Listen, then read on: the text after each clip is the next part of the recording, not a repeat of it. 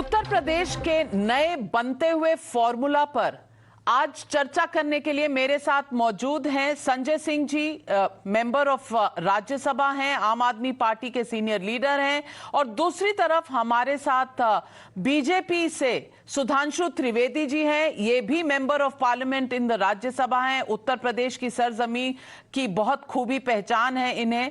और संजय सिंह जी, पहला सवाल आपसे ये पूछना चाहूंगी कि बीएसपी और समाजवादी पार्टी दोनों मिलकर 2019 में उत्तर प्रदेश में बीजेपी को नहीं हरा पाई, और 2017 में यूपी के लड़के थे अखिलेश यादव और राहुल गांधी, ये भी बीजेपी को नहीं हरा पाए। तो क्या आपको लगता है इस बार छोटी छोटी पार्टियां, ओवैसी जी की पार्टी, राजभर की पार्टी, आम आदमी पार्टी, अखिलेश यादव और समाजवादी पार्टी के साथ मिलकर बीजेपी को चुनौती दे पाएंगी? देखिए, पहली बात तो ये नाविका जी की भारतीय जनता पार्टी भी उत्तर प्रदेश का चुनाव गठबंधन के साथ लड़ती रही है, और पिछले चुनाव में आपको याद होगा कि अपना दल और राजभर जी की पार्टी और निषाद पार्टी, इन सारी पार्टियों से इनका गठबंधन रहा है। और ऐसे ही बिहार के चुनाव में भी गठबंधन करके चुनाव लड़ते हैं। दूसरे राज्यों में यहां तक कि एआईएडीएमके के साथ तमिलनाडु में चुनाव लड़े, बहुत छोटे पार्टनर बनके 8 सीटें वहां पे इनको मिली। तो ऐसा नहीं है कि गठबंधन की राजनीति में भारतीय जनता पार्टी नहीं रही या भारतीय जनता पार्टी गठबंधन करके चुनाव नहीं लड़ती है। रहा सवाल उत्तर प्रदेश के दिन जिन 2 चुनावों की बात आपने कही, उस वक्त एक उम्मीद के साथ, एक भरोसे के साथ लोगों ने भारतीय जनता पार्टी को वोट दिया, जिताया। अगर आप 17 की बात करें तो क्या मुद्दा था? न भ्रष्टाचार, न गुंडाराज। पिछले 5 सालों में क्या हुआ उत्तर प्रदेश में? 800 का ऑक्सीमीटर 5000 में खरीदा जाता है, 1600 का थर्मोमीटर 13000 में खरीदा जाता है, 12000 का ऑक्सीजन सिलेंडर 55000 में खरीदा जाता है, 8 लाख का वेंटिलेटर 22 लाख में खरीदा जाता है। जल जीवन मिशन में घोटाला और भ्रष्टाचार होता है। यहां तक कि बच्चियों के लिए जो कस्तूरबा विद्यालय होता है, कोरोना के समय में उनके नाम पर खाने का 9 करोड़ रुपए निकाल लिया गया। और मनीष गुप्ता को, व्यापारी को, पुलिस वाले पीट के मार देते हैं। अरुण वाल्मीकि को पीट के मार देते हैं। फर्जी इनकाउंटर होता है प्रभात मिश्रा का। हाथरस कांड होता है जहां एक ऐसा लग रहा है आपका कॉमन मैनिफेस्टो बन ही गया। एक नहीं, अनेक मुद्दे भारतीय जनता पार्टी के खिलाफ हैं, और उत्तर प्रदेश की जनता ने भोगा है। नौजवानों को रोजगार देने का वादा इन्होंने किया था, आज लाठियां और मुकदमे दे रहे हैं। किसानों को फसल का दाम देने का वादा किया था, आज आंसू गैस के गोले और काले कानून दे रहे हैं। तो इसलिए एक निराशा हुई है मतदाताओं में, जिस उम्मीद के साथ लोगों ने इनको चुना था और जिताया था। तो मुझे लगता है कि इस चुनाव में उत्तर प्रदेश की जनता इनके खिलाफ वोट करेगी और इनको हराने का काम करेगी। सुधांशु त्रिवेदी जी, उत्तर प्रदेश की जनता बिल्कुल त्रस्त है, और आम आदमी पार्टी और समाजवादी पार्टी एक नया सवेरा लाने वाले हैं, ऐसा संजय सिंह जी कह रहे हैं। क्या ये चुनौती है बीजेपी के लिए? क्योंकि अगर सारी पार्टियां एक साथ आ गई, आप तो डिवाइडेड वोट पर डिपेंड कर रहे थे कि बीजेपी निकाल के ले जाएगी, अब ये वोट इकट्ठा हो गया, तो बीजेपी की क्या रणनीति रहेगी? देखिए, जहां तक उत्तर प्रदेश की जनता की दृष्टि है, उसका विचार बहुत स्पष्ट है। ये मेरा थोड़ा इको भी कर रहा है, दिखवा लीजिएगा। देखिए, कारण क्या है कि उत्तर प्रदेश के चुनाव में अलग अलग पार्टियां अलग अलग कारणों से चुनाव मैदान में है।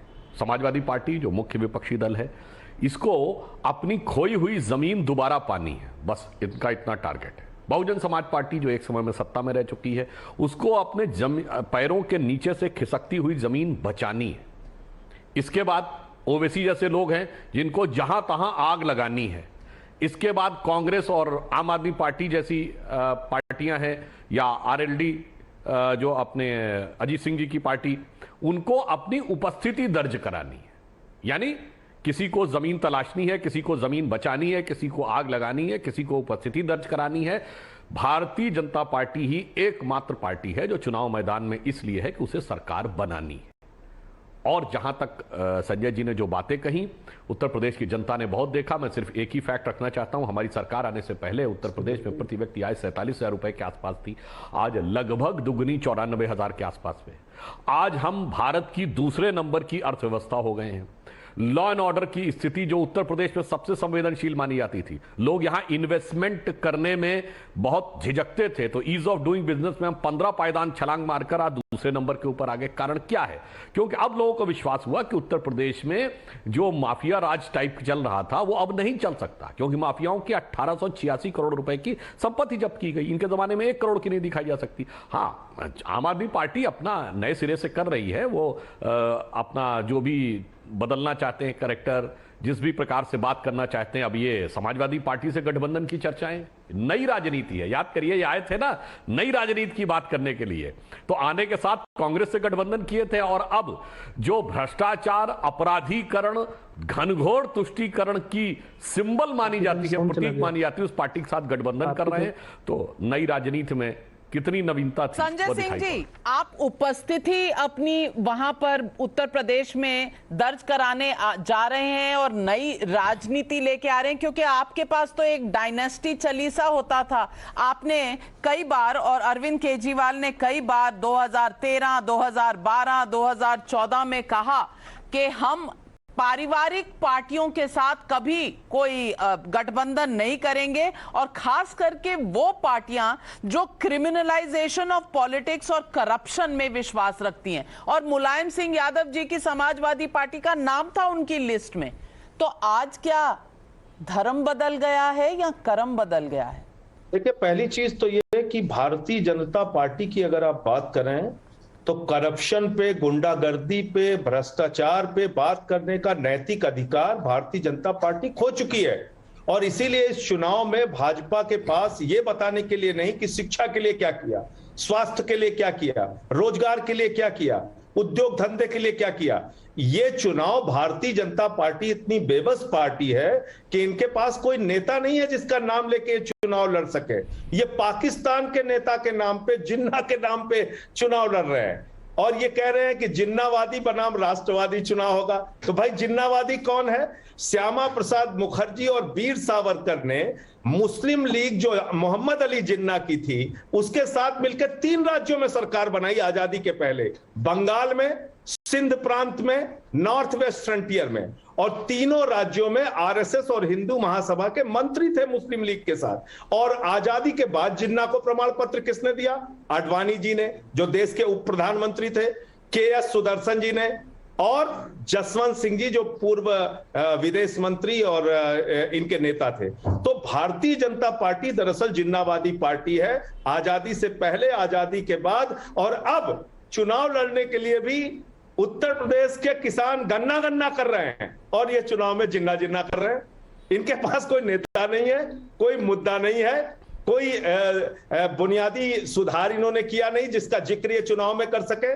तो इसलिए कम से कम भ्रष्टाचार के बारे में और एक अच्छी सरकार चलाने के बारे में कुछ भी कहने के लिए भारतीय जनता पार्टी के पास नहीं है। भ्रष्टाचार के खिलाफ इन्होंने बड़े बड़े दावे जरूर किए, लेकिन जैसा मैंने आपको बताया, जल जीवन का मिशन हो, कोरोना की महामारी हो, कोई भी चीज इन्होंने छोड़ी नहीं है जिसमें भ्रष्टाचार ने किया हो।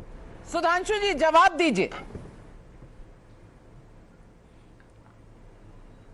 देखिए, बड़ी मजेदार बात क्या है, आज ही अरविंद केजरीवाल जी आए टीवी पर, क्या बोले? अयोध्या को मैंने अपनी धर्म वाली यात्रा में शामिल किया है, और अब हम ये कह रहे हैं कि एक और अटेंडेंट भी ले जा सकता है बुजुर्ग साथ में, और ये मत डरिएगा कि जितने लोग अप्लाई करेंगे कम पड़ गए तो हम दूसरी, तीसरी, चौथी ट्रेन चलवाएंगे। आके प्रेस कॉन्फ्रेंस ये कर रहे हैं और सवाल हमसे पूछ रहे हैं विकास का मुद्दा। जिन्ना इस चुनाव में कौन लाया? अखिलेश यादव जी। और इतना ही नहीं, उन्होंने महात्मा गांधी, नेहरू, पटेल सबसे इक्वेट कर दिया जिन्ना को कि उन्होंने आजादी दिलाई। हम लाए क्या? अयोध्या राइजिंग किताब किसने लिखी? सलमान खुर्शीद ने। किसने कहा श्री राम का नाम लेने वाले निशाचर होते हैं? राशिद अल्वी ने। हिंदू और हिंदुत्व में व्याख्या किसने की? राहुल गांधी ने। और उसके बाद संजय जी, आपको कहां से नजर आ रहा है कि यह प्रश्न हम ला रहे हैं? हम तो सिर्फ विकास की बात कर रहे हैं। जहां तक गन्ना की बात है तो मैं यह भी बता देना चाहता हूं कि 10 साल के सपा बसपा के शासनकाल में 90,000 करोड़ रुपए का गन्ना किसानों का भुगतान हुआ था। हमारे 4.5 साल में 1,43,000 करोड़ का भुगतान हुआ था। और जहां तक आम आदमी पार्टी की बात है, याद करिए जब कोरोना की प्रचंड लहर थी, आरटीआई निकला तो इन लोगों ने कितने का प्रचार किया था, और ये कहते थे 1100 टन चाहिए, ऑक्सीजन, और उत्तर प्रदेश 1400 टन पे, जो उससे 15-14 गुना बड़ा राज्य है दिल्ली से, वो 1400-1500 टन में काम चला रहा था। दिल्ली 1100 टन चाहिए थी, और जब पहुंची तो इनके पास स्टोरेज की कैपेसिटी नहीं थी। इसलिए हम सबको यह बात पता है कि कौन एक वास्तविक यथार्थपरक विकास करना चाहता है और कौन जो है केवल एक प्रचार प्रसार करके, फिर मैं कहना चाहता हूं, उपस्थिति दर्ज कराना चाहता है। मैं संजय सिंह जी आपसे पूछना चाहती हूं, क्या अखिलेश यादव की लोग कहते हैं 10 लाख वाली साइकिल असली समाजवाद है, इसलिए आप साथ जुड़ रहे हैं? क्या ओवैसी जी सेक्युलर इंडिया के प्रतीक हैं, आप इसीलिए उस गठबंधन में जा रहे हैं जहां ओवैसी जी भी जाना चाहते हैं? ये कौन सी नई राजनीति है जो आम आदमी पार्टी करना चाह रही है उत्तर प्रदेश में, जब वादे आपने किए थे? और मुझे याद है इंडिया अगेंस्ट करप्शन से, जहां से आपके शुरू हुई थी ये सारी आपकी जर्नी पॉलिटिक्स की, इंडिया अगेंस्ट करप्शन में तो आप ये कहते थे कि हम ऐसा एक मंच बनाएंगे जहां पर इस तरह की राजनीति, जिसमें धर्म, जिसमें जाति, इसका कोई सरोकार ना हो, जिसमें करप्शन, जिसमें धोखाधड़ी, ये सब ना हो। तो अब ये कौन सी राजनीति होगी जिसमें समाजवाद 10 लाख साइकिल पर होता है और सेक्युलरिज्म अपनी पार्टी के नाम में मुसलमान डालने से होता है? देखिए, पहली बात तो अभी बड़ी खूबसूरती से सुधांशु जी बच के निकल गए और इन्होंने जवाब नहीं दिया मेरी बात का कि श्यामा प्रसाद मुखर्जी और वीर सावरकर मुस्लिम लीग और जिन्ना के साथ 3 राज्यों में सरकार बनाए थे कि नहीं बनाए थे। इनके नेता आडवाणी जी ने जिन्ना की कब्र पर जाकर उनको मत्था टेका था कि नहीं टेका था, और उनको धर्मनिरपेक्ष बताया था कि नहीं बताया था। जसवंत सिंह जी और के.एस. सुदर्शन ने महिमा मंडन किया था कि नहीं किया था जिन्ना का? इन सवालों का जवाब इन्होंने नहीं दिया। अब अयोध्या पर आ जाते हैं। अयोध्या पर दर्शन कराने की, तीर्थ यात्रा कराने की हमारी नीति हर राज्य में हम लोग उसको लागू कर रहे हैं और उसकी घोषणा कर रहे हैं अरविंद केजरीवाल जी। लेकिन मंदिर से, प्रभु श्री राम से, प्रभु श्री राम के आदर्शों से भारतीय जनता पार्टी का कितना सरोकार है नाविका जी? मैं आपको बताना चाहता हूं, 2 करोड़ की जमीन 18.5 करोड़ में उत्तर प्रदेश के अंदर खरीदी गई 5 मिनट के अंदर। प्रभु श्री राम के नाम पर भ्रष्टाचार हुआ। मैं आपको बताना चाहता हूं, कोरोना का जिक्र कर रहे थे अभी सुधांशु जी, उत्तर प्रदेश में, आप दिल्ली की बात कर रहे हैं, दिल्ली में तो नाविका जी आपके चैनल ने भी चलाया कि ऑक्सीजन की कमी, सारे टीवी चैनल्स चला रहे थे, सारे हॉस्पिटल के जो एमएस थे, बड़े बड़े डॉक्टर थे, उन्होंने कहा कि यहाँ पे ऑक्सीजन की कमी है। तो क्या करते एक मुख्यमंत्री के तौर पर अरविंद केजरीवाल जी? लोगों को मरने के लिए छोड़ देते? उन्होंने दिल्ली की चिंता की और केंद्र सरकार से लेकर सुप्रीम कोर्ट तक ने उनकी चिंता के ऊपर, जब सुप्रीम कोर्ट ने आदेश किया तो केंद्र सरकार को भी मजबूर होकर ऑक्सीजन देनी पड़ी। ऑक्सीजन कोई हमने अपने घर में नहीं रख ली, ऑक्सीजन से दिल्ली के लोगों की जान बचाने का काम किया, ऑक्सीजन उनका जीवन बचाने के लिए उपयोग किया। तो इसलिए अगर आप अयोध्या की बात करती हैं या धर्म की बात करती हैं, जाति की बात करती हैं, नफरत फैलाने की बात करती हैं, भ्रष्टाचार की बात करती हैं, तो इस सब में सारे कीर्तिमान तोड़ने का काम भारतीय जनता पार्टी ने किया है। और आज जो उत्तर प्रदेश की लड़ाई है, वो लड़ाई इसी बात के लिए है कि उत्तर प्रदेश को ऐसे कुशासन से मुक्ति चाहिए जहां प्रभात मिश्रा जैसे एक निर्दोष नौजवान को, 12वीं में पढ़ने वाले बच्चे को फर्जी इनकाउंटर करके मार दिया जाता है। तो संजय सिंह जी, आप कह रहे हैं कि थोड़ी भ्रष्टाचार चलेगी, ज्यादा भ्रष्टाचार से आपको परहेज है, यही कह रहे हैं ना सुधांशु जी? भ्रष्टाचार का समूल नाश होना चाहिए, भ्रष्टाचार होना नहीं चाहिए। भ्रष्टाचार खत्म करने का दावा करके ये लोग आए थे, मैं पूछ तो रहा हूं। कस्तूरबा में 9 करोड़ रुपए बच्चियों के नाम पर, खाने और स्टेशनरी के नाम पर उस वक्त निकाल लिया आदित्यनाथ जी की सरकार ने, जब कोरोना काल में विद्यालय बंद थे। पूछे ना सवाल। यहां पर 1100 रुपए बच्चों को दिया जा रहा है, 2 ड्रेस खरीदने के लिए, एक जूता मोजा खरीदने के लिए, स्वेटर खरीदने के लिए, बस्ता खरीदने के लिए 1100 रुपए, और 800 रुपए का ऑक्सीमीटर 5000 में खुद खरीद रहे हैं। तो ये भ्रष्टाचार किस शासन में हुआ है, मैं तो आपको प्रमाण सहित बता रहा हूं। सुधांशु जी जवाब दीजिए। अच्छा, अब मैं इनका रिवर्स ऑर्डर में जवाब देता हूं। इन्होंने सबसे पहले भ्रष्टाचार की बात कही और संवेदनशीलता की बात कही, तो हम सबको याद है कोरोना की सेकेंड वेव में जब आरटीआई लगा के पूछा गया तो सैकड़ों करोड़ रुपए इनकी सरकार ने सिर्फ अपने प्रचार में खर्च कर डाले और कह रहे थे पैसे नहीं है ऑक्सीजन के लिए। और याद करिए, सबसे पहले इन्होंने खोला किस चीज की दुकानें थी? शराब की दुकानें, जिसको लेकर ठेलम ठेल हो गई थी। उसके बाद उन्होंने पुलिस से कहा कि साहब वहां पे कानून व्यवस्था बनाए रखने के लिए चाहिए। तो देखिए जनता से कितना सरोकार था कि कोविड के बाद सबसे पहले शराब की दुकानें खोली थी। और जिस समय ये कह रहे थे कि लोगों के पास ऑक्सीजन अवेलेबल नहीं, हम तो ऑक्सीजन की व्यवस्था कराने में लगे थे, और ये सैकड़ों करोड़ रुपए अपने प्रचार में लगे हुए थे। अब मैं दूसरी बात पे आता हूं, इसमें कोई नई बात नहीं है। इनको नजर आता है कि जो पार्टी, जिसके नेता मुलायम सिंह यादव जी, चलिए वो डिस्प्रोपोर्शनेट एसेट में उन पे मुकदमा चला, अलग बात है। अरे भाई, अभी गायत्री प्रजापति ऐसे विचित्र नेता हैं जो 10 साल के अंदर गरीबी की रेखा के नीचे से उठकर 150 करोड़ की व्यक्तिगत संपत्ति के मालिक हो गए। वो पार्टी आपको नई राजनीति की प्रतिनिधि नजर आती है। वह पार्टी आपको प्रतिनिधि नजर आती जो कहती मैंने 16 हिंदू मरवा दिए थे, इससे ज्यादा मैं क्या कर सकता था, मुसलमानों के लिए 40 भी मर जाते तो गम नहीं था। यह आपको सेकुलरिज्म के सुंदर संगीत के स्वर नजर आते हैं उसके अंदर।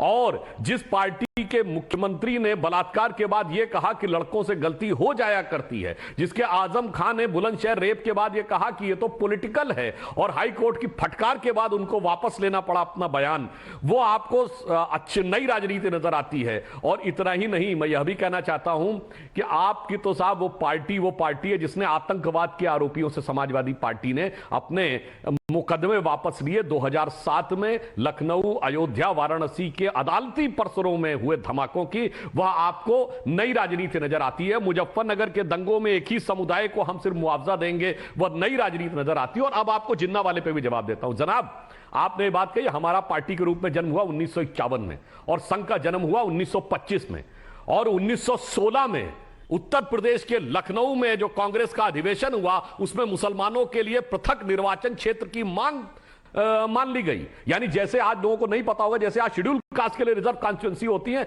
उसके बाद मुसलमानों के लिए रिजर्व कॉन्स्टिट्यूंसी थी कि मुसलमान ही वहां से एमपी बनेगा, एमएलए बनेगा, और वही इलाके जाके पाकिस्तान बने। जनाब, उस समय तो संघ का भी जन्म नहीं हुआ था।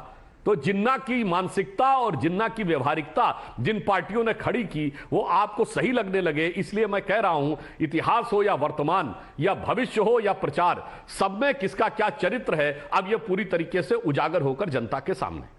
बस उत्तर प्रदेश की जो लड़ाई है शुरू अब हुई है। सारी पार्टियां एक तरफ समाजवादी पार्टी के साथ हाथ मिलाती हुई नजर आ रही हैं। क्या नंबर, क्या कास्ट कॉम्बिनेशन जिताएगा ये चुनाव, या बीजेपी और योगी आदित्यनाथ का काम बोलेगा उत्तर प्रदेश में? कहते हैं ना दोस्त, पिक्चर अभी बाकी है।